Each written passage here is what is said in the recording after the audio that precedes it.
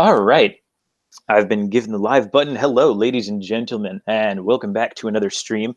I have a topic and a guest that I've been meaning to discuss for some time now, and that is the concept of empathy ethics, or the ethics of empathy and relying on empathy to make moral decisions, and how that applies to our lives and politics in general.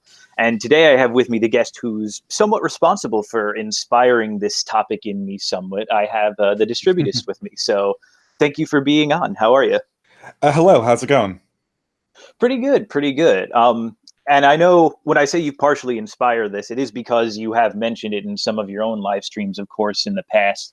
And Mhm. it's something that I've been thinking about a good deal since those talks, because one of the things I see lefties often accusing people on the right of, especially those more libertarian types who are more free market, is sort of usually it's some sort of sociopathy is what they're accusing of. Like the right is Yeah. unfeeling, the right has no emotions.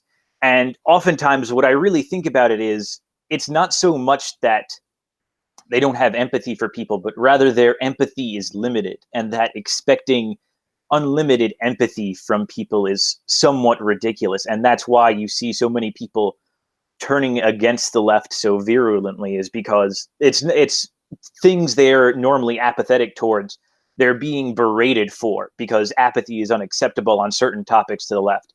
And so now it's turned from what was initially apathy or just a lack of empathy in certain situations to sort of hatred of the left. Would you say that's a somewhat accurate assessment of the political environment Well, somewhat? I don't know. I mean, the ground has sort of changed so much. I remember empathy becoming a big deal in the 90s. It's kind of I mean, the word's changed definitions several times. It used to be, now people I think use it sort of interchangeably with sympathy now. I think that's Yeah. correct. Mm-hmm. Because it used to mean, and this is, a little bit what I make of this word, it used to mean that if you empathize with somebody, you actually felt what they were feeling. And not just that you had pity on them or that you were sympathizing. Uh, the empathetic label actually meant that Diana Troy style, you were feeling their emotions with them sympathetically. Um, Although I Mm-hmm. kind of contradicted myself by using the word sympathetic in that very definition of empathy. But that's, and then somehow in the 90s, mainly through Bill Clinton's use of the word, it became just associated with the better version of sympathy or the more sincere version of sympathy. And now we basically just use empathy. I assume that people just mean sympathy. They don't actually mean that they want people to feel the emotions like viscerally. When someone has a tooth hurt, your tooth starts hurting, right? They're not actually talking about that. I take it, right? Yeah, well, my understanding of it is that you're right. Essentially, empathy and sympathy have become synonymous, but the idea being that if you truly feel someone's emotions, like you can truly relate Mhm. to them, is that you will eventually become sympathetic towards their position. Like if you can empathize with someone, the idea would be, oh, how could you not be sympathetic, and so forth and so on, like that. Well, I mean, do you think this is a genuine? Do you think this is a sincere objection on the part of the left? I'm not so sure that they genuinely interrogate their own sympathetic reactions. There seems to be, I mean, just in the wake of the whole Covington thing, I don't remember anyone having any sympathy for those miners. They're like, oh well, we almost threatened their lives and got their school threatened and got them harassed on social media. Oh well, spilt milk. I mean, I don't know. Maybe there's always this sort of bias where you don't notice the own moments where you're being not sympathetic or unmerciful.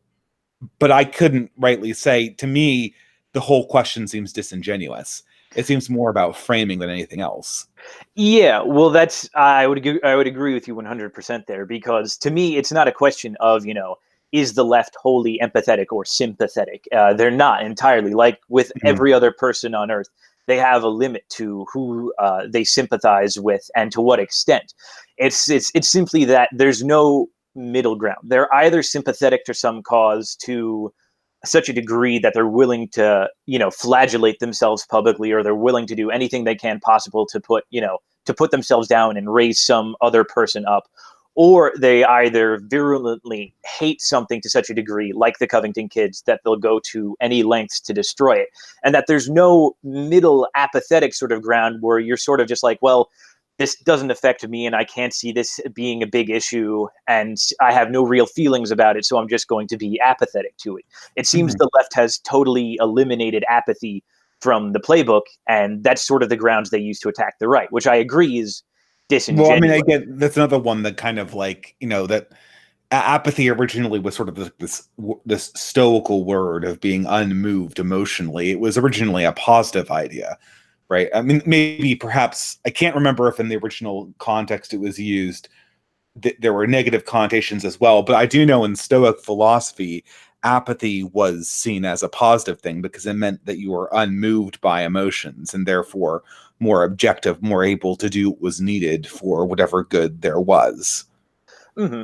Yeah, I think that connotation, I believe, has somewhat withered, at least in how I've heard the word used. It more so means simply that you just don't have any strong emotions at all towards anything. And so, if you're not, pro something or against something, it sort of means, it's almost synonymous with fence rider or neutral nowadays, as opposed to being stoically detached from something and be able to judge it objectively. And I think that's, again, I wouldn't say apathy is a bad thing. I wish it had more of the connotation of sort of stoic disaffection from something to be objectively judged. But of course, I think with the way the political climate is going, we have relied more heavily on pathos than anything else in recent memory to sort of sway our political decisions. I think the reason why the left sort of fastens on empathy is because in the wake of sort of rejecting objective I'll just say objective, not confuse it with the Ayn Rand philosophy, but in the wake of the destruction of objective concepts of morality and meaning, they're forced to rely on emotivistic explanations for good and bad. And I think their decision was to take certain emotions and sort of mystify them. And empathy is sort of the version of basically it's like good feel in progressive thought, right? It's the emotion you're supposed to feel at all times, and especially for the right groups. And this is a way to sort of transform emotivism into a mechanism for determining political outcomes. But as I think we've seen and we've seen it, I think there was a while back, probably any time between 2000 and 2017, where the left kind of had a sort of a good, or maybe 2012 at least, the left had sort of a good claim that it was sort of a universal empathizer. If you were downtrodden in any way, then the left was empathizing with you, whatever that means. Mm-hmm.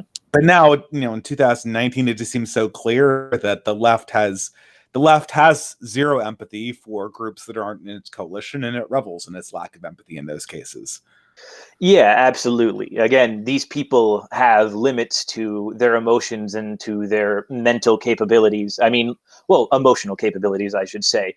Like the rest of us, they're not capable with eternally sympathizing with every downtrodden group and making the case vigorously, advocating for all of them simultaneously. It becomes very taxing. And so eventually, they have to back off something. And then they start to pick and choose things that always need to be empathized towards or sympathized with, and certain things that you just have to hate, where, again, there's no middle ground. But on top of that, I think now we're starting to see, because the mask has slipped somewhat, and there really is no more, there's this realization that the left doesn't have this monopoly on the feel-good kind of emotivism. You see the right sort of taking it over in the form of more, I guess, what we would consider left economic policy, but that's considered pro-nation, pro-family, and all these sort of pro-traditional things that are starting to regain good vibes as well. But at some point, I question whether, even if it is emotivism used towards the right end, I question whether emotivism is sort of the right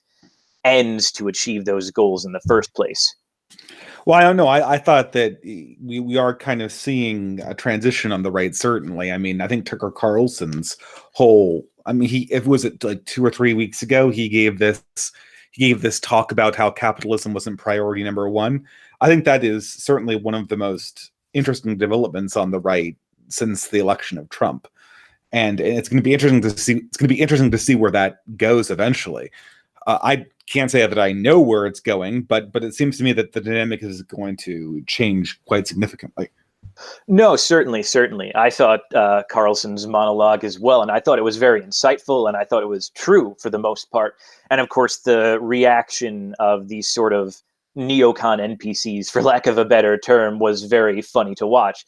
But I question whether or not that the type of emotivism that the left has used is best to push this sort of agenda, as opposed to the sort of principles of Christian charity, which I also kind of wanted to get into, like pushing Mhm. the idea of reinstituting, in sort of common practice, the ideas of the spiritual and corporal works of mercy and things like that, and having them worked back into the ethos of everyday political life. So we don't have to rely on this sort of emotive framework that the left has built up that can easily kind of shift right underneath our feet, depending on, the will of the mob, so to speak. I mean, we've gone through. I mean, that's a little difficult. I mean, this spiritual and corporal works of mercy are almost exclusively a Catholic thing, um, and I mean, as sort of a Western civilization as a whole, we've spent the last 200 years making it increasingly difficult to explicitly talk about spiritual concepts as a motivating force behind moral and political action. So, I mean, already right off the bat, we're kind of going into this whole conversation crippled, right? Mm-hmm. I mean, maybe charity. Charity is sort of one of the central pillars of Christian virtue, and it's supposed to be a totally self-sacrificial type of love that tries to mimic as much as possible Christ's love, which is total self-giving. Now, the difficulty obviously is that it's charity's not a warm and fuzzy thing. Charity is a colder and starker thing. Hmm. It can be seen sort of in the lives of the saints and people who spend their lives doing very difficult things that are uncomfortable so that they can do great acts of good. And I think that, obviously there are tiny acts of charity that are more in line of what we think about charity when we use the word.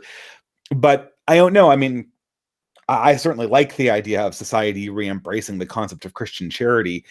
I guess the two things is that like it seems like in order to take the concept seriously, society would kind of need to go back on a lot of the materialism and individualism and secularism that it more or less is doubled down on at this stage. Hmm.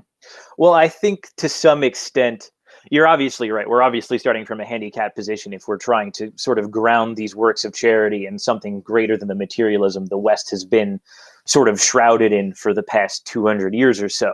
But at the same time, I think, at least in America, we have the case that there's a large majority of the right that is still Christian essentially. And Mhm. even though a lot of them are still neocons and they sort of buy into this neoliberal positivistic materialism kind of, they still have essentially their Christian roots around them, and they still essentially believe in this Christian ideal of charity and things like that, even if it's somewhat more dormant than than we'd like it to be. And Sure, so sure. And I think that's a good thing, but if we're talking about mainstreaming a cultural concept, the right really controls very little power in that regard.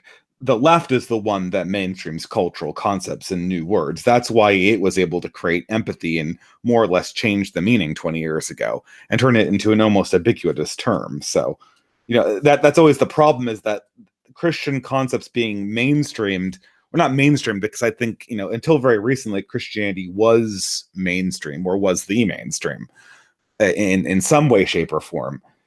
But taking sort of older and more essential Christian concepts and then throwing them into the public square radically, that is very difficult to do without the cooperation of the progressive side, because Mhm. they're the ones that really frame the conversation on these things for the most Mhm. part. Yeah, no, of course. I think one of the things that's going to have to be done is for, there's going to be some sort of gradualism applied to this process. But I don't think the idea is, and maybe this is a miscommunication on my part, not to try to mainstream it, as in mainstream it culturally for the entire nation, although that would be the end goal, but at least first to sort of bring back the idea in the right, in sort of the circles that have become very heavily reliant on saying things like, well, capitalism doesn't like preclude charity and things like that. Well, we have to go about living more in a charitable fashion, and we have to go about doing more things in the way we used to. One of the things I actually saw when I was a libertarian still, was this thing called lodge practice, where essentially workers could get together in what was a lodge, and they'd pay fees to the lodge, and there'd be a pot. And so if any one of them got sick or fell out of work, they could take from the pot from some time and then give back to it, and it would help them get back on their feet. Essentially, it was privatized welfare, for lack of better terminology. And it was this sort of, ethos that was maintained in a nation of people who saw helping their fellow man as a very intrinsic duty to who they were. And so I think it's that type of thing that I think we can bring back on the right first, and then slowly sort of win people over when they see that, the charity coming from our side is less dependent on, the emotional wills of certain academics or certain oppressed minority groups, quote unquote, and is more intrinsic to simply who we are and is a permanent fixture in our daily lives. Yeah, I'd certainly like to see that. I think that if you're going to get an organization like this together, the cooperation with a religious group is going to be really essential. I think that it's harder, in American society today. Obviously, there's difficulties getting organizations together because we're way more atomized than we used to be. I keep on hoping that online is going to be a portal for this, because of the fact that we can sort of organize and come to common interests in large communities. And if something was able to come out of that, I'd be very interested in what could be produced. Yeah, well, I certainly agree. There's the potential there between various crowdfunding sites and the opportunity to build your own sort of system and social network. Like I know Mauritian Struggle now has his sort of email list that he'll be sending out, I believe, one every week, which is very nice to hear. And I enjoyed his first article, Cultured Thug, greatly. And so if any of you aren't signed up for that list, I'd suggest you go sign up. But I think part of the problem is, of course, is that the left controls the tech network and things like that, as we've seen with like the Sargon banning and Patreon and so forth.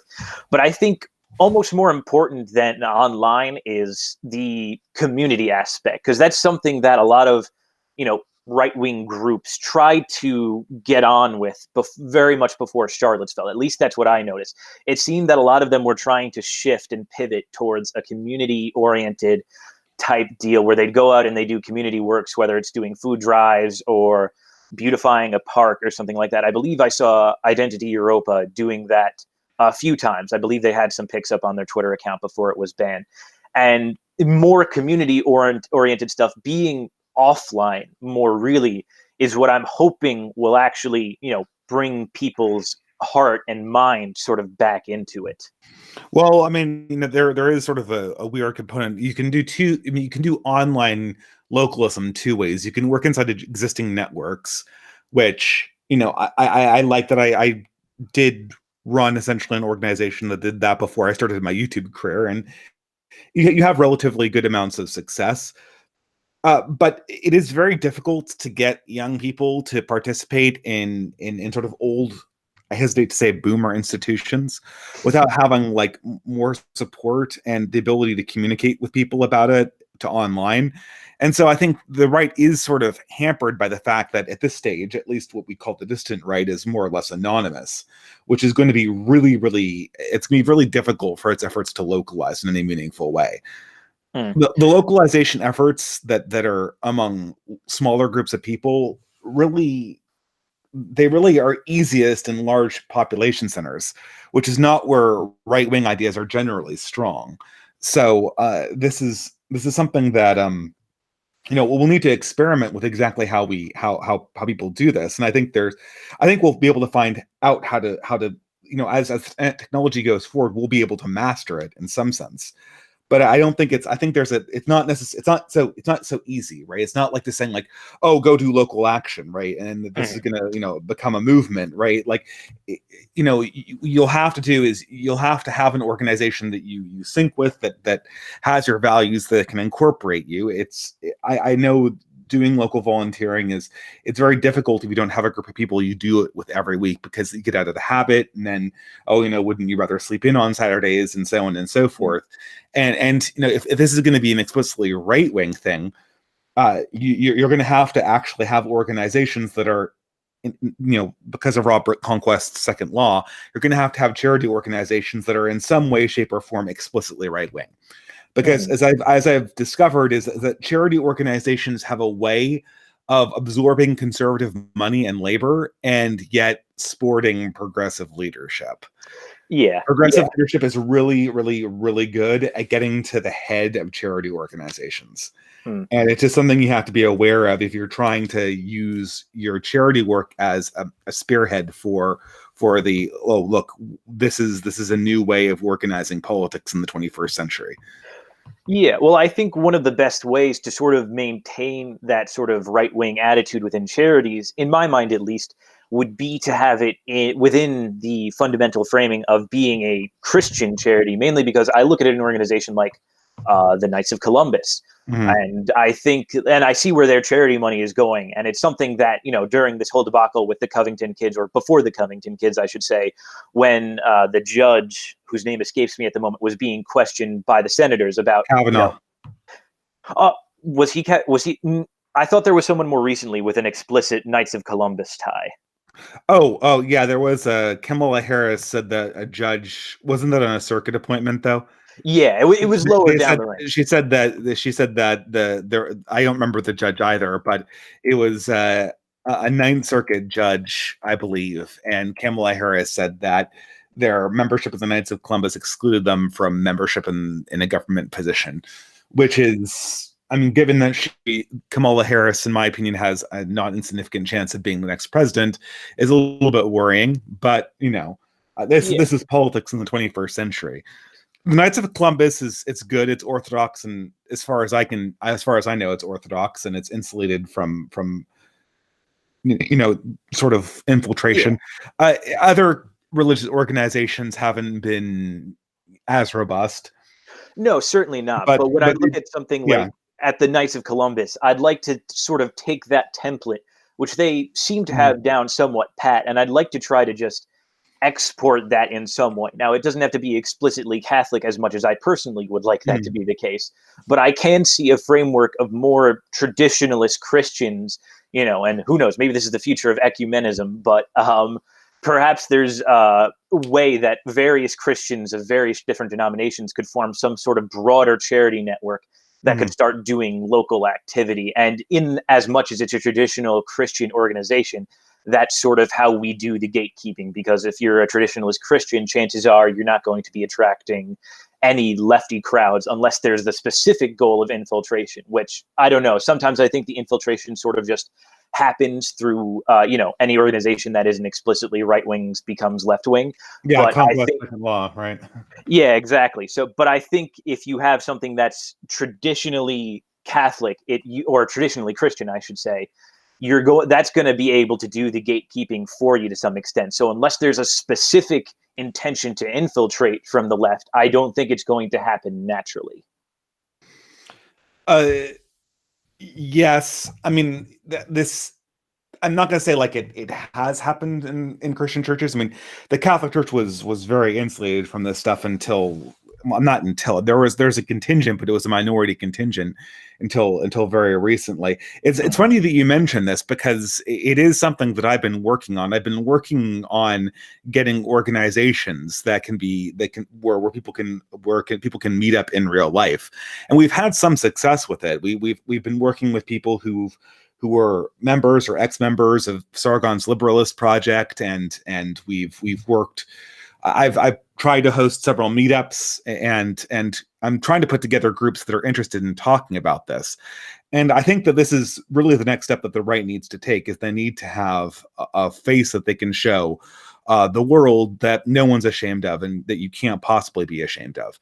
And, the protection of the people involved in this group have to be priority number one. But, that's sort of where I think a lot of people are thinking right now. I remember there was an article by, I read this on my channel. It wasn't my article, but was by a blogger called David Hine, and he talked about, what if you just had 5 right-wing guys together who had a local organization that did charity, and it was modeled that way, and then you use that as a spearhead to get your message out there and to expose people to right-wing ideas or to counter progressive ideas generally.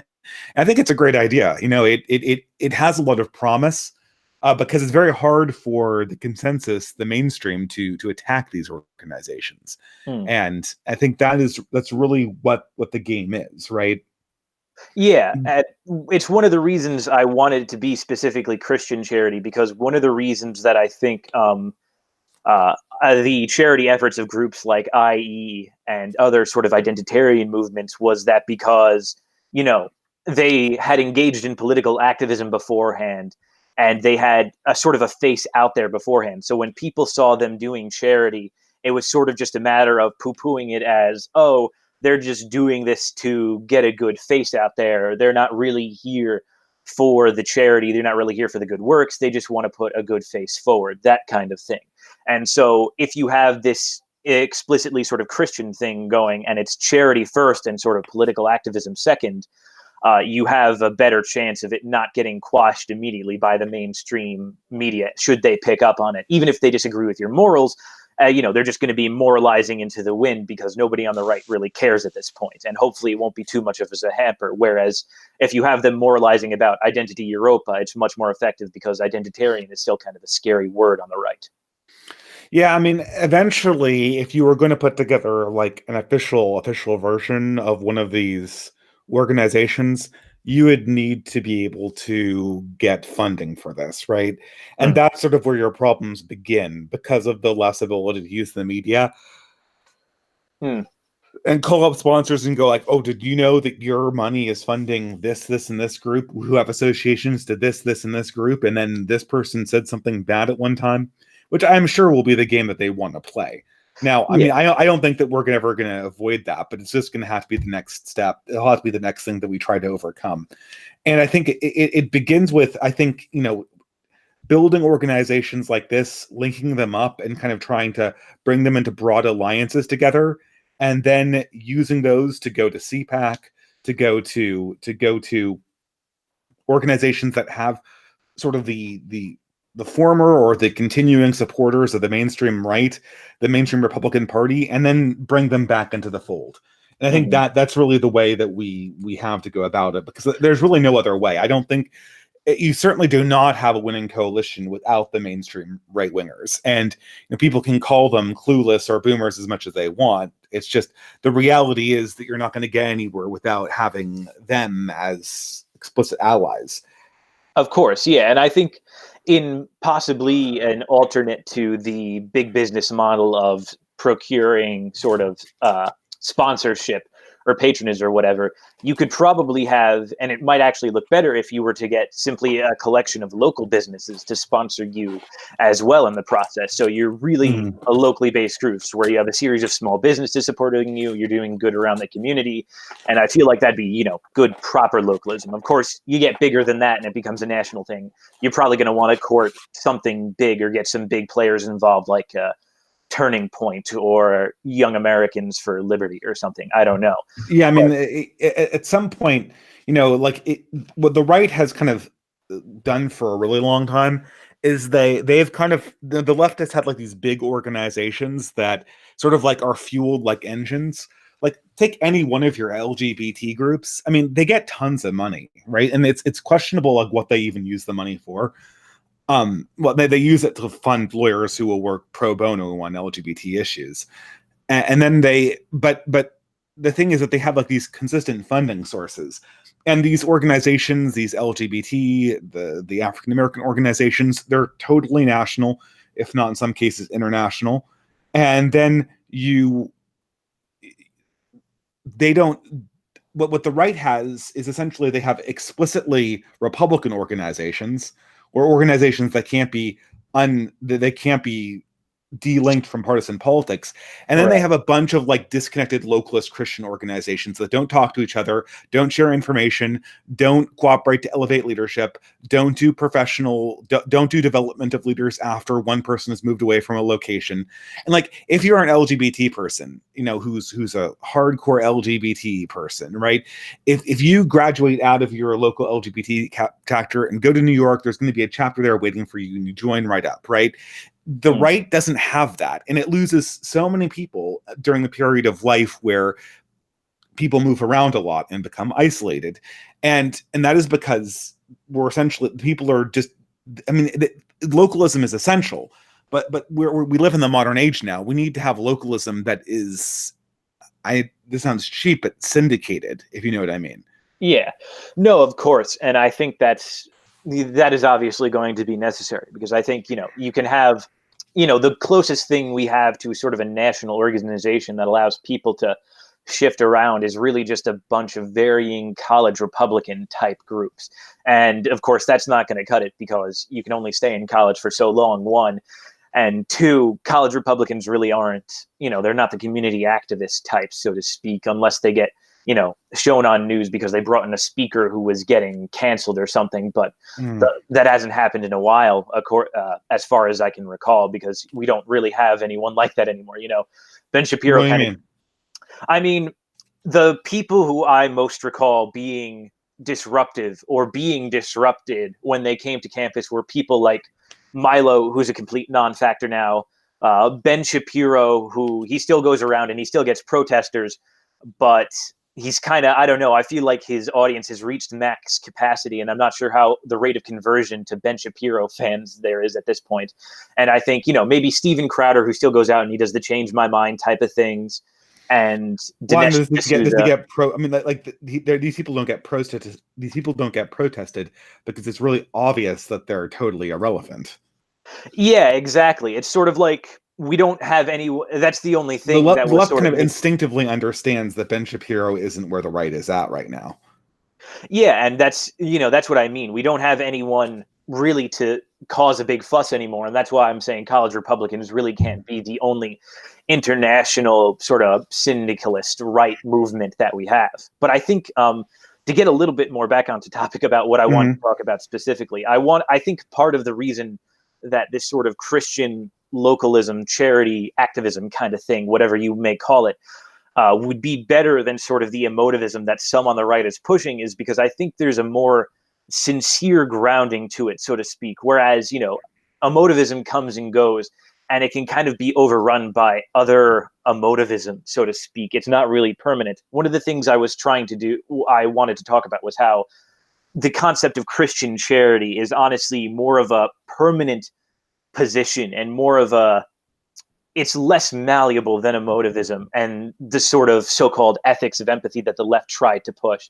And so I think, you know, I want to get your opinions on what you thought would be the best route for sort of pushing that, as sort of in order to give the right a more permanent moral fixture than just sort of saying, well, you know, they're as effective as it is, saying, oh, they're killing our kids, or there's the drug epidemic, don't you feel bad for these people? Like, eventually, again, people's empathy is going to run out. And so I'm looking to sort of create or build something more permanent. I mean, can you clarify what you're trying to do exactly? Like, are you trying to appeal to the left or the moderates, or?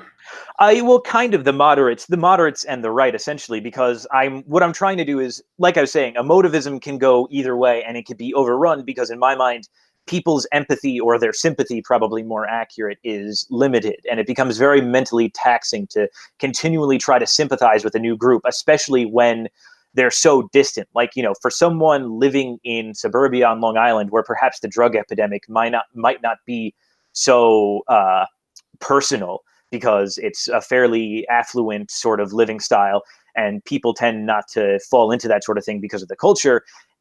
They tend to not have as much sympathy when you bring up the drug epidemic, which is undoubtedly an epidemic and is sweeping the nation currently.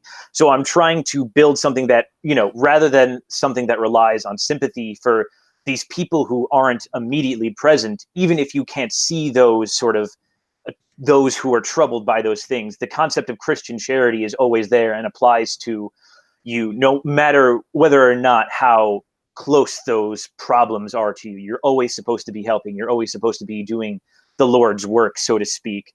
And in that way, it doesn't rely on an emotion that's sort of draining you and that you'll eventually sort of grow tired of if the issue is pressed too often. Well, I mean, the thing is that if you're asking sort of how like societal consensus is formed, like why the progressives have this, it's because of authority. It's because they're speaking for people who are seen as in our society as being authorities morally, intellectually, professionally. Now, if the right wants to get something like this, it's going to have to, and I think the real problem is that everybody who's not in the mainstream, everyone who's not like a writer for the National Review, sees some variation of the fundamental problem that non-progressive people face in the contemporary world, which is the Progressive Coalition is going to be consolidating a lockhold on American politics in very, very short order. Now, this lockhold could be something that immediately disintegrates because the Progressive Coalition disintegrates, or who knows. But at any rate, what it seems to me is happening is that most of the conservatives and moderates are in a state of denial. They think that they can go back to the 90s or the 80s, or everyone is just going to walk away from the culture war, which of course is never going to happen in 1,000 years, because the culture war is what essentially makes the Progressive Coalition stick together. And no one can get paid if it doesn't. They can't make any use out of their lockhold if they don't stick their coalition together. So what needs to be done is that people who are sympathetic to the dissident right, who understand the changes that need to be made and really this is changes that need to be made first and foremost by the right organizing political parties, need to develop good optics, and then they need to present their case to the people and they need to present their case after they've established themselves as credible to people who are looking for a new direction for this country in the West. And there's lots of components to that, and that's a lot easier said than done. But that's sort of the direction I'm thinking right now, because there really isn't any other direction I can think of. No, of course. I suppose the case I'm making would be that it would be easier to build up those optics and easier to build that case out of a principle of Christian charity and things like it that are proximately related to the faith, at least to some extent. But what do you mean? I mean, like you're not gonna. That's too. You're not gonna go to a general audience and talk to Christian charity to them. Like A, it's hard to platform that, and B, it's really hard to understand.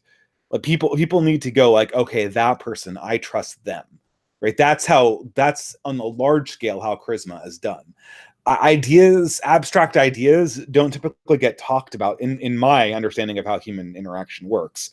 Large abstract ideas don't get talked about in mainstream discourse. If you have total control over the educational and cultural institutions, you can kind of introduce words like the left introduced empathy. But like I said, the right isn't in the position to do that. So we can start talking about Christian charity this and Christian charity that. I think that it's going to need to be demonstrated more than it's going to need to be explained. No, of course. I don't disagree with you there. My idea would simply be that in order to attract the type of people that would be most inclined to demonstrate that virtue, you need to at least start with the base, and you need to start by gathering them around that principle in the first place. Because, obviously people are pushed by a lot of things, but I think binding moral principles such as that would be most helpful in gathering those people who will bring the optics and the demonstration and the will to do that with them. And so I suppose that's why I'm sort of viewing it as a good starting base, as opposed to sort of building it off of the emotivism of, say, like the plight of a nation, the plight of the West as we view it. Because again, the left has already sort of made it clear that their sympathy or their empathy, as they put it, is only for very specific groups and only works in a very specific framework, which they've made the mainstream. And so because that's sort of, and that's why I don't think we could sort of use that emotivism, against them, because they've already set the stage. They already control the board it's not really going to work if we try to flip it around on them. Rather, if we can start with this first principle that's more universal and isn't as prone to swaying. Most people on like the everyday hoi polloi understood Christianity in an emotional sense. They never understood it in like a deep theological sense, in the way that probably we're talking about it right now. Most people can't understand highly abstract ideas.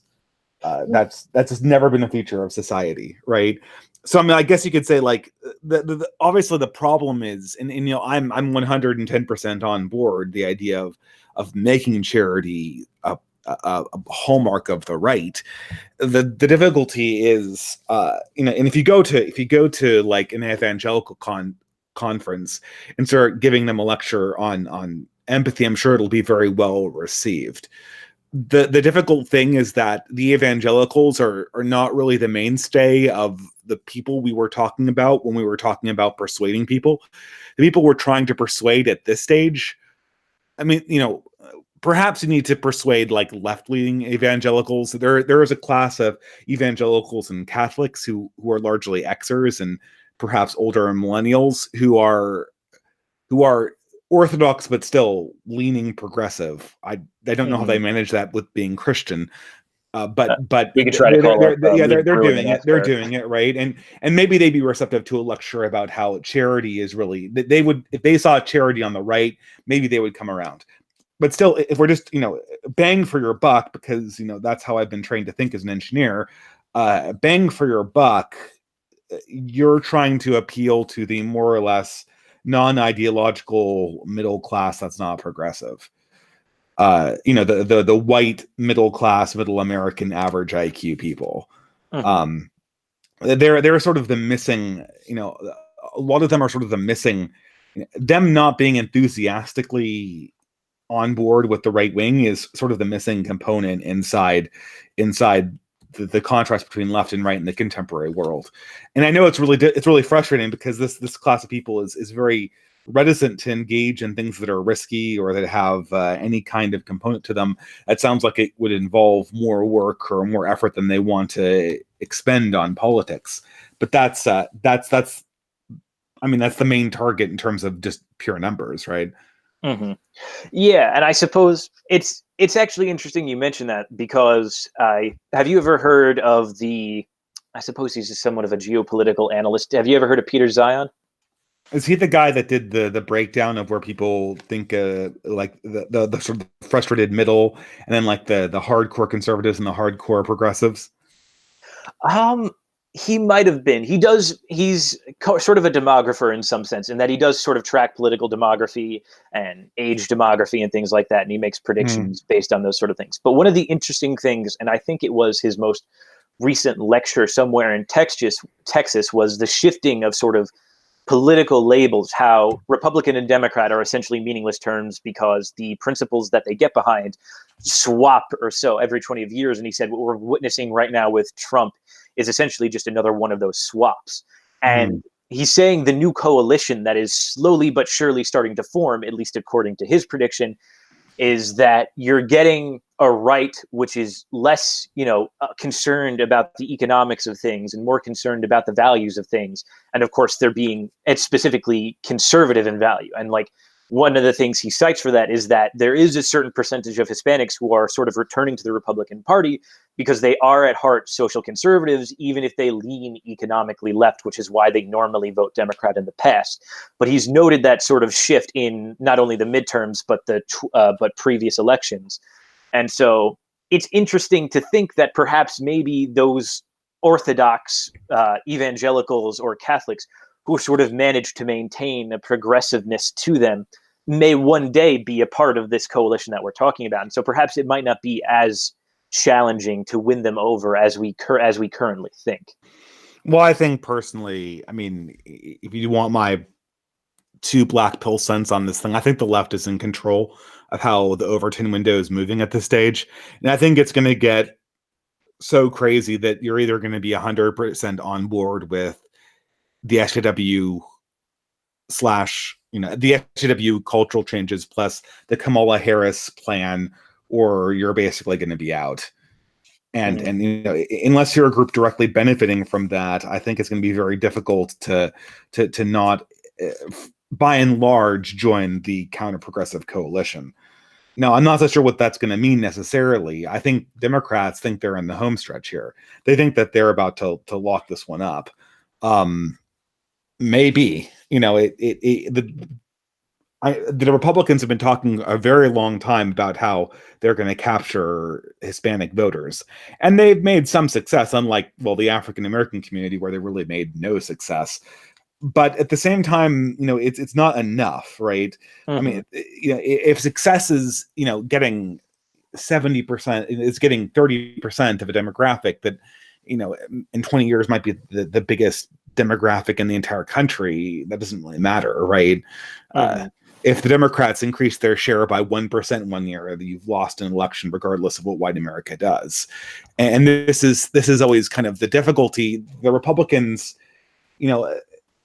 they're in this position where they need to get an increasing share of a declining market, and that's never a very good position to be in, because then you're constantly having to renegotiate the promises you made to the coalitions that join you, because you're always going to need more from the coalitions that join you the previous year. So the Republicans are suffering from the fact that, although I think the Democrat policies are very unpopular, the demographic coalitions that are represented by the Republicans are just not growing. None of them are the ones that are growing, just aren't growing fast enough to compensate for the fact that the Democratic coalitions are growing the demographic coalition members, I should say, are growing really, really quickly.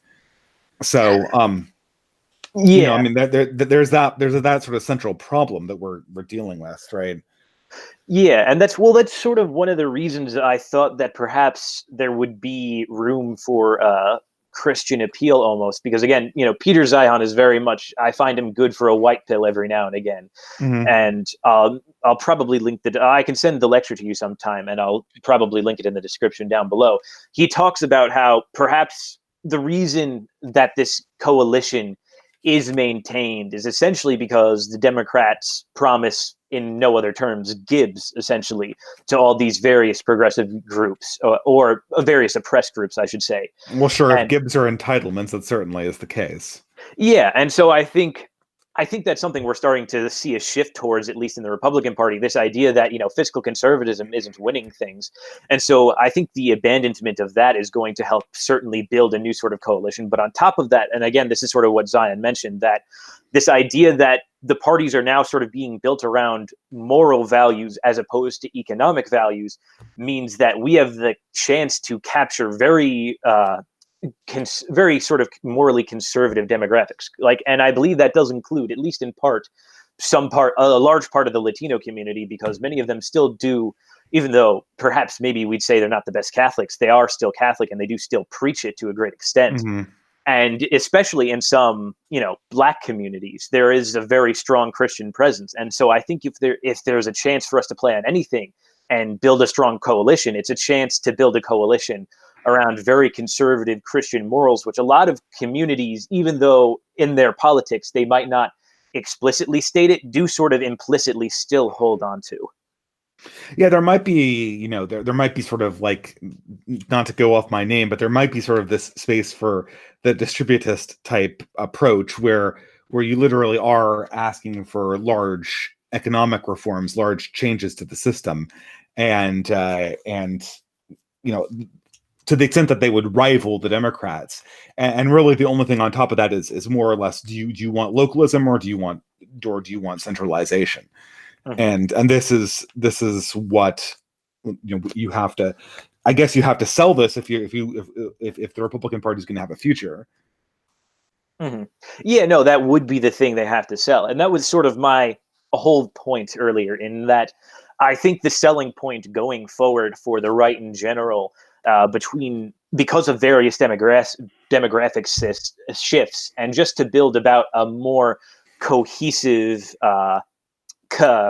coalition, I think it's probably best to appeal to a sort of sense of not only conservative Christian moral values, but of also a sense of Christian charity, which would play into the sort of economic, distributism, to use your word, that people seem to be most interested in, especially those certain minority groups who are used to getting the sort of entitlements from the Democrats. I think we could have it both ways, where, you see the libertarians advertise themselves sometimes as fiscally conservative, socially liberal. Well, it's kind of been shown that that's a losing combination. But should you be socially conservative and fiscally liberal, perhaps that's the winning strategy going forward. I mean, that certainly is going to be more winning than the alternative. Of course, there's always a problem in that, the Democratic coalitions are going to they're less sensitive to tax pressures than are the Republican ones. So there's always that issue, right? That in many ways, as a Republican, you're forced to fund a lot of these spending increases with taxes from the middle class and from the lower middle classes, which are always felt a lot more. Now, maybe something could be done to shift the burden further on to high taxpayers, but that becomes just another huge problem. Yeah. Well, I mean, one thing I noticed interesting, and I didn't know this at first, but it was told to me as I listened to a Slavoj Žižek lecture. He actually mentioned that one of the reasons you had a rift between Bannon and Trump was that Bannon actually wanted a much higher marginal tax rate on the rich, and was actually very opposed to Trump making those cuts. And, it's kind of like what you see Ann Coulter advocating for in the wake of Alexandria Ocasio-Cortez, which is like a 70% marginal tax rate and make it a wealth tax. And, she wants it on, of course, the super rich, because she knows most of the super rich happen to be Democratic donors. And so so I don't necessarily see that as too much of a losing situation. I also see the possibility of sort of easing the tax burden on the middle class as a potential, but it really has to come once the right sort of embraces economics as nothing more than a meme. Because my hot political take for this stream will be that our debt doesn't matter. We've built the world order, and we can go into perpetual debt, and there's nothing the rest of the world can do about it. And that is the case. But the sooner Republicans realize that, I think, the better, and the more they can start to really pay back their constituents. I just don't think that I think that it's politically impossible to make fiscally conservative government work in the modern era. I don't think that that's ever going to be a thing. I don't know that there's not going to be any consequence for it. This is always the thing with debt, is that it's not a problem until it suddenly is a problem. But I'm convinced that just on a survival basis, politically, there's no place for this in a conservative coalition going forward. It's basically got to be discarded. Yeah, no, I absolutely agree. And that's why I believe this sort of, again, rallying around the social conservatism and sort of, tarrying with fiscal liberalism to some extent. Maybe it could be a little bit challenging here, but what do you mean rally around the social conservatism? Because, the social conservative issues, actually, I believe in the social conservative issues way more than I believe. It's kind of a weird inversion from my older libertarian self, but I believe in the social conservative issues more than I believe in the economic conservative issues. And I'm not even, I know I'm obviously, you could call me economically progressive, but I don't like to look at it that way. The social conservative issues haven't had, like, if you went to do this to a pollster, he wouldn't have anything to say about, he wouldn't have anything good to say about socially conservative issues, qua issues. I mean, like, gay marriage was a fiasco for the right, and abortion has been, it's been like it's been sort of a culture war stalemate, so to speak. I think that pro-lifers, in some sense, pat themselves a lot on the back for winning abortion in the public mind, but really all they've been able to do is not lose the war on abortion. And since other social conservative issues have been lost so thoroughly, that non-loss is considered to be an astounding victory. Yeah. Well, what I think is the idea is things like gay marriage and abortion and things like LGBT rights and so forth and so on, they've sort of become a part of a package deal, because those minority groups, and I mean ethnic minority groups, that see themselves aligned with this sort of weird progressive stack only do so mainly because of economic entitlements, at least to the best of the knowledge that I have. And so they think that they have to sort of go along with this sort of social liberal stuff as well. Otherwise, if the party they don't like loses, or if the party they like loses, they're also not going to get entitlements. So I feel like the socially progressive stuff is something that a lot of the ethnic minorities have had to just go along with. I'm going to start throwing flies in the ointment here just to make it sort of interesting. But I mean, like, I can break this coalition right off the bat, right? Like, I'll just pick one. I'll just go for the solar plexus. So, what's your position on affirmative action? Yeah. Like, should we expand it? Probably not. No. Okay, so you've just lost the African American middle and upper class, and you've just lost the well-educated Hispanic middle class and upper middle class, because like those two groups, the wealthier and more well-to-do side of those racial groups benefit incredibly from affirmative action. Okay, well, that's how much of a percentage of the total of those demographics do they make up, though? I guess would be my counter question. They make, well, this is they don't make up high percentages, but they make up, like, that's a false way of thinking about it, because if you're going to speak, the African American community is sort of the quintessential example of this. Like, how do you talk to the African American community? Do you think I don't know if you're white or not, but do you think that I'm white? So like, do you think me, I go wander into, like, Compton isn't black anymore, but I like go wander into like Philadelphia, like a Philadelphia church, and I like, hey there, black people, like, your interests, like, we don't like gay marriage, and like we like welfare, vote for me. Like, like I might, like, that would be like, that would be horribly embarrassing. And I wouldn't be, I won't say that. I mean, well, anyway, I probably would have to, like, run. I would not be well received. Let's say that. The way you interact with the African American community, the way that the Democratic Party has been able to interact with the African American community, is that they have a class of well-educated community organizers that have degrees from institutions like University of Michigan and University of Wisconsin and Harvard and Yale, and they operate as go-betweens between the community of African Americans and the Democratic Party elite. Mm-hmm. That level, that veneer of professionals that have the same skin color as the lower classes make all the difference. Mm-hmm. And you're not going to get, like, the single black celebrity you have to go up against the entirety of the well-educated half of the African American community, and somehow have Kanye West's voice overpower the voice of your reverend, the voice of the black lawyer who's pro bono work for your community because he's paid by a liberal institute or a progressive institute, the voice of your cousin who went to Harvard, like, those voices will matter more in the end. And this is the thing, that the identity politics spoil systems, that opening up, and the Democrats' ability to play a ball with that, in some sense, is going to matter significantly in the ability to capture these groups. Mm-hmm. So I certainly see what you're saying, in that this well-educated, wealthy elite within some of the ethnic minorities sort of operates as their priest class, so to speak, in that they proselytize to them. But I think what we've seen, and I understand this would be a tough sell, but I think what we've seen amongst white communities has been this sort of revolt against our priest class, at least, as far as us on the right, but even on the left as well. There's been this sort of revolt against our priest class. And so we've had, our own awakening in some sense, in that we realize the elites don't really, at least the elites we have now, don't really have our best interests at heart. And I don't think it's impossible to sell to the Latino community, the Black community, that their elites don't have their best interest at heart either. Because you're selling this to people who do not have college educations and may have literacy problems.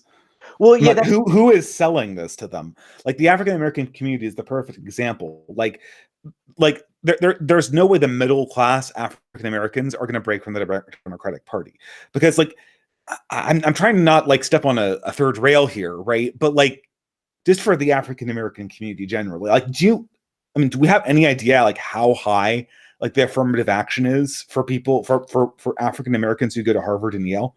I mean, Harvard has, like, 13% African Americans. Like it's higher than the number of African Americans inside the nation generally. And their average test scores and their average SAT scores are hugely lower than their Asian applicants. I think it's more than one standard deviation below. It's insane. Yeah. There's like It's the insane. lawsuit going on and stuff right now. And the problem is, as the difference gets more and more insane, it becomes impossible to go through these institutions to not really realize that you've benefited from these spoil systems. The Democratic Party has not screwed over the African American middle class. It may have screwed over the Black middle class, but how you don't talk directly to lower classes. You can't. Mm-hmm. All right. I see the point there. I think affirmative action was probably one of the tougher ones to deal with. And so, but the problem is it will break the coalition, right? I don't think the African American community is ever going to get on board with a party that isn't for affirmative action. Okay, well, I think that's a big deal. The way you just are you going to keep Harvard at 13% African American, or are you going to allow for affirmative action policies stringent enough to keep Harvard 13 or 12% African American? Well, yeah, being as that we have that right now, I don't think it would be impossible to phrase it simply as, well, we just won't, we won't touch affirmative action, or maybe we'll okay, so progressively. Now we're going to go to the white. I mean, if you're wondering, who do you think doesn't benefit from affirmative action? Like poor white people, right? Mm-hmm. So I mean, this is the problem: is you have a distinct trade-off. Like the thing is that and this is the problem. I thought a lot about this, but can I really go to a white community honestly and go oh yeah, the affirmative action scheme is awesome. Vote for me. No, but I think you can. I mean, I have your interest at heart. I'm doing everything. I mean, thinking about all the ways that political correctness and SJW identity politics actually impacts your life. Could being hurt in your college admission as much as poor white people are, has any of us, suffered as much from identity politics as people in that position? No, certainly not. And I think of course, I don't think you bring that issue to them. I think there would be, we're getting into somewhat minutia here, but I think you're not going to notice. I don't know. I think well, it depends, because again, I don't. Notice. I mean, it depends in what way you frame it, because this is a big issue, and we're talking about very specific demographics and how to sell it to them. Because I think there's other things you could pitch to them that would be closer to home, that would override those interests in, say, affirmative action. I mean, but this is the thing. The thing is that the way you'd assemble affirmative action, the way you would go around essentially saying racism isn't that big of a problem anymore, or that the problems of the African American community aren't due to racism or white America.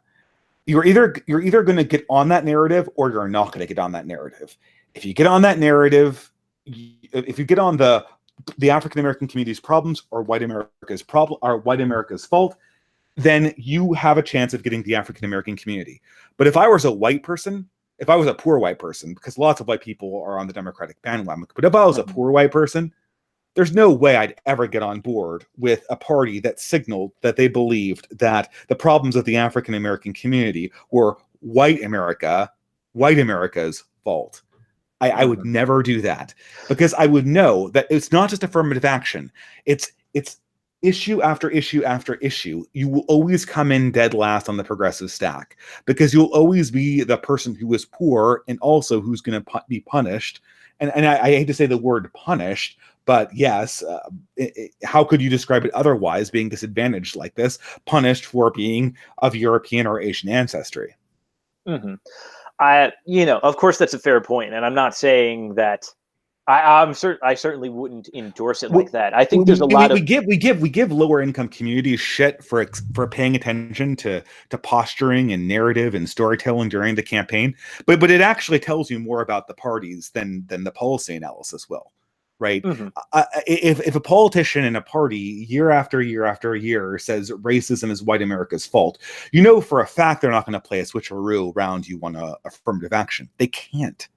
But if a party again and again says that the African Americans' problem is comes from factors that are inside their own community, whatever those are, then if that party gets into power again and again and again and again consistently with your support, then you have just paved the way to abolish affirmative action. And everyone implicitly knows that.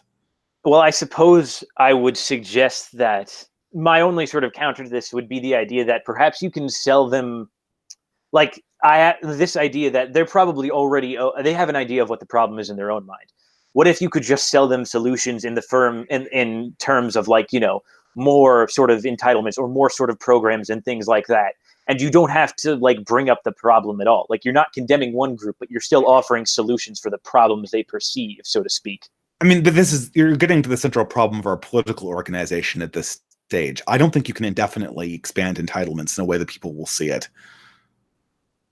I mean, I don't think you have to be like, a libertarian, like, you don't have to be like a Rand Paul, we're going to abolish entitlement programs, or, I don't know if Mitt Romney actually wanted to do this, but you don't have to, like, get on the libertarian bandwagon. But if your plan is, like, every single election year, we're going to promise an expansion of entitlement programs such that the people I'm campaigning to will see it, I'm not so sure that's going to be a long-term strategy. And I think that even if you do that, people will take losses if they feel that their group is being respected or disrespected. Well, I think respect and disrespect is a very odd thing, and so I think there's some root. I think there's at least some. It's a heuristic. It's a heuristic, and it's a heuristic that operates very effectively, as it is demonstrated, right? No, fair enough. Fair enough. I think, again, it is sort of it's fair enough to bring up the economic things and things like that. But at the end of the day, I don't think it's impossible to sell. I think we're getting very much into minutia now before we've even. Oh yeah, sure. The point we're talking about. Well, I mean, you could. I think that the Tucker Carlson speech that you heard from him, his perspective, it really threatens to bring in much more of the white community and possibly some of the Asian community. Those are the populations that might get on board with that new right-wing position that Tucker Carlson laid out. It's clear. I just don't think it's going to really work on the African American and Hispanic community to an extent that I would feel comfortable saying that they are a new base of the right wing that you can carry going forward once the demographics change.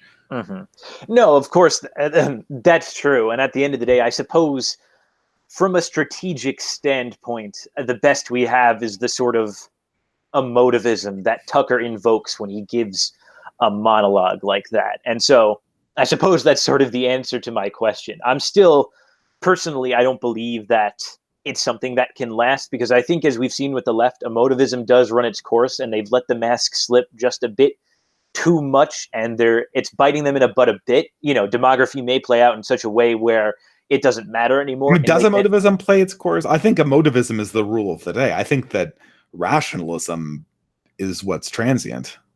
No, I'm not saying, rationalism is kind of the answer here. I'm just looking for some sort of more permanent fixture by which you can guide politics, something more transcendental, if you will. Because, again, I think emotivism is something that changes with the tides. And so I don't believe it's a proper base for building a political movement on, even if it has valid points to be made. I mean, this change needs to come from the universities and the schools. You need to potentially limit immigration into this country, into America. I say that being in Canada right now. And then you need to slowly teach a unified assimilationist ethic in schools for 2 or 3 generations. And yeah, this problem of identity politics will very, very, very slowly go away. I just don't think I think we're just stuck with this. I think we're stuck with the identity politics we have to have.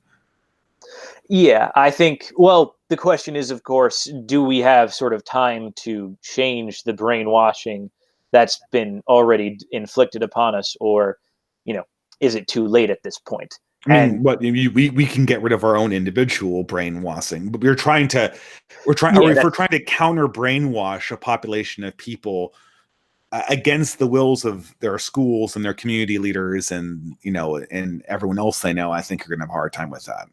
Well, yeah, that's exactly what I mean. Like, can we convince enough of the populace that, to de I don't know, desystematize from the ways of thinking they've been taught before, we're never going to get elected again? And that's a reasonable question, and the answer may very well be no. The short answer is no. I mean, like, what do you, I mean, like, I'm just going to say this, right? Like, if we had the election today and everyone voted the same way, Trump would have lost in the Electoral College because of the demographic change. Already? Yes, already. Really? So I he haven't. has to get, yeah, he has to get more people in 2020 than he got in 2016. And do you think the enthusiasm among his base is the same as it was in 2016? Unfortunately not, no. Yes. And then you don't have to do that. Maybe Trump is like Midas. Maybe everything he touches turns to gold. Maybe he's just the magic man, right? He's found some way to jujitsu like the Democratic coalition and get just enough to squeak by every time. We're going to play the same game in 2024, right? So we need a huge chunk of the American population to come online for the Republican Party to essentially offset the gains that the Democrats have through Republicans dying and through immigration. What's that new chunk going to be? I think it's, maybe you could swing some of the Hispanics. I like the way you're thinking there. The Hispanic population does seem to be soft, right? But the problem is it's soft, but it's also elastic, right? So I feel very confident that maybe for 2024 you could grab a hunk of the Hispanic population, but I just don't think that you're going to like get that chunk when you come back again and again and again and again, election after election, right? No, that's a fair point. I think, again, I'm somewhat a bit more white-pilled on it, I guess you could say, because I think there is something to be said about the theory Peter Zion had, where we could possibly build a sort of Christian coalition, at least of some minority groups. But you're right to be certainly worried about it. You might build a Christian coalition if the left goes really crazy, right? If the left goes really crazy, like communist style crazy, like, like worse than California crazy, and you get some really bad things happening because of that, then you might scare a lot of bourgeoisie Christians that are Asian and Latino over to the Republican Party permanently. And that's what you want. You want permanent voters. You don't want voters who are, that are here for you 20% more than they usually are, and then next election, who knows, right? Yeah. Like the reason why African Americans are so strong for the Democrats is that they can count on them, right? If Republicans have to fight for their little section of the Hispanic vote every election, then that's not. And I'm a Catholic, right? And but if I were and I am not in this business, but if I were advising a presidential campaign manager on how to handle the Catholic community, I said ignore the Catholic community. It's not worth the money. They go with the flow. They're just random, right? There's no possibility to get a permanent majority here, right? Everyone has their mind made up, and the people who don't just go with the flow of the feeling of the age, right? Yeah. And so, maybe Donald Trump was a little bit of an exception. I know some people who, he may have actually got them to vote for Hillary Clinton just because he was an ignoramus in some regards. But then again, maybe there were some people who voted for him because, he was pro-life and they were working class or something like that. So it's a toss-up, right? But I think the prospects for electoral politics, at least how we have them currently organized, are really grim. We need to totally reorganize the Republican Party. And I just think that there's just going to be a certain number of hits the right wing is going to take in the next 10 years. And we have to organize something culturally that can push back on the university system. We have to find a way that we can make permanent right-wing voters faster than the left makes permanent left-wing voters. Because right now, the left is the only one who's producing permanent left-wing voters. And in that case, there's no reason ever for anyone to join the right wing for a reason that they can deliver something.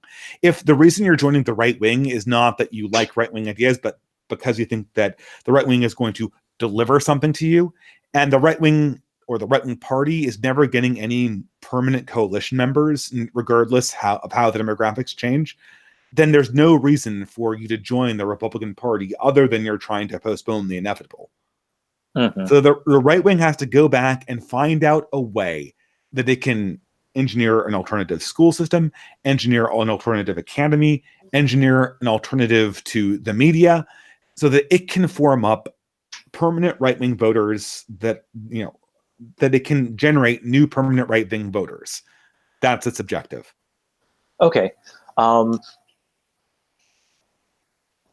I would say, Sorry to be so emphatic, but no. I mean, I don't disagree with you at all. I mean, that's certainly the case. I guess I would just ask you to sort of bring it back to the concept of kind of what we were talking about at the beginning. Do you think this sort of politics of empathy, this sort of emotivism, is the best way to make these permanent voters in your mind?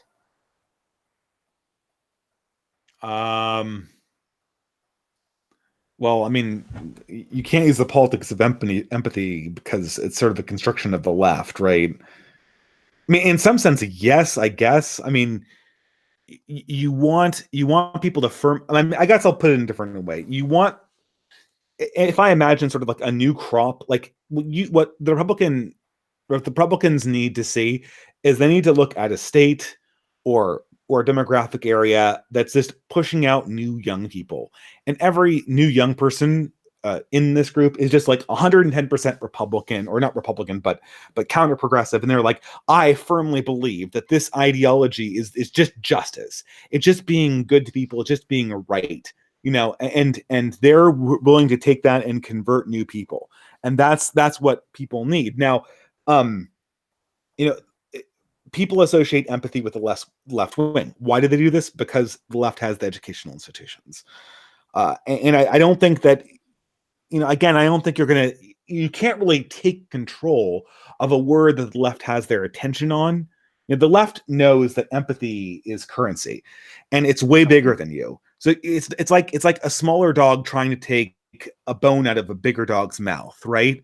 The smaller dog might be able to steal a bone that the bigger dog laid to the side while he grabbed the larger bone, but he can't grab the bone that's in the larger dog's mouth. And so empathy is currently in the mouth of the left.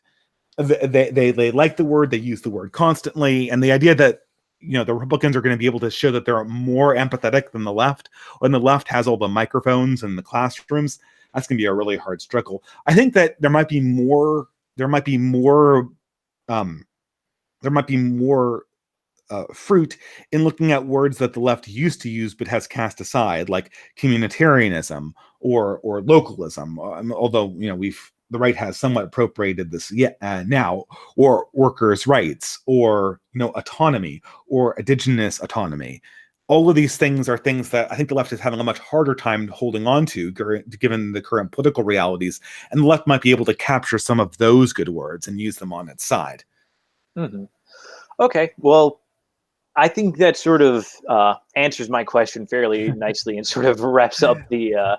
I think it sort of wraps up everything in a nice little bow, at least for this conversation. I'll put it to Yeah, just for a few minutes. I won't keep you too much sure, longer. I'll sure. just put it to chat if they want to ask any quick questions. But thank you for coming on again. Again, this No, it's conversation. fun. It's interesting that we're thinking along the same lines. Everyone's thinking about how to get organizations online that do things in real life and that meet up in real life. I Mhm. feel like everyone's sort of thinking along the same lines here. Yeah, I mean, again, you can only be online so much. There needs to be a point where that reaches out and you get something done that's tangible, that people can sort of hold on to, and people can actually, they can put it on TV. Not just that, you got a petition signed or that you raised money, but although raising money can be somewhat offline too. So maybe that some more crowdfunding could be of use. But Mhm. I'm trying to check if we have we do have one question so far from Gustav Adolf, who, what is the religiosity of the Hispanic community like? And I would say from my personal answer to this would be it's fairly, it's up there. Obviously there's problems within the Hispanic community between drugs and gangs and things like this, which is obviously sort of contradicts the moral teachings they sort of proclaim when you look at the face of what they talk about. but there's still a fairly religious group there. In my experience in the communities I've lived in, constant churchgoers, things like that. They're usually the ones with statues of Mary or something in the front yard, them and the Italians. And so I think there's a good bit of religiosity there. I think the expression is different than, say how other Europeans might express it. But I think it's there, and I think it's something you can kind of work off politically, at least to some extent, in my mind. Would you say the same? I think it varies pretty extensively from community to community. I've seen communities of Hispanics that are really church going, and then I've seen some where it's just totally nominal. I guess, and I know we disagreed a little bit on the stream. I think you're thinking in the right directions. I wish I don't have all the answers. I just feel sort of, and maybe this is just me, I feel very emphatically that people follow leaders a lot more than we like to admit in our, the quote unquote republic that we have right now. I think that if you were to try to say, okay, well, we want the Hispanic community, what we really want is we want leaders that are willing to go like, okay, I'm unapologetically right wing, and I'm a Catholic, and I'm a Hispanic, and this is the path that we have to go on, right? This is justice for our people, and then you might get some movement. I think that trying to blast away into the a demographic that covers, what is it? I don't know what the demographic of Hispanics is right now. Is it like 50 million people? Trying to just blast away into the demographic and hoping you hit something is always really hard because it's just going to vary from community to community. Yeah, fair enough. I think that's a fair assessment as well. Again, I'm only talking about my personal experience with the community. And so, very limited, as I grew up in a place where there was a large Hispanic community, and then I moved somewhere where there was essentially no Hispanic community. So, but I don't see any more questions from chat. So I think with that question, we'll kind of leave it there. Okay. Thank you again for joining. Thanks so much for having me on. Yeah. Not a problem. And I'll be on my channel sometime. Oh, well, thank you very much. And I appreciated the little shout out in the last distance. I noticed 2 or 3 subscribers, and I'm pretty sure they were you. I'm pretty sure they didn't just happen to run into me. But okay. Thanks everybody for hopping in again. And do you have some final words? No, I just was saying have a great night. Thanks for having me on. Okay. No problem. Have a good night.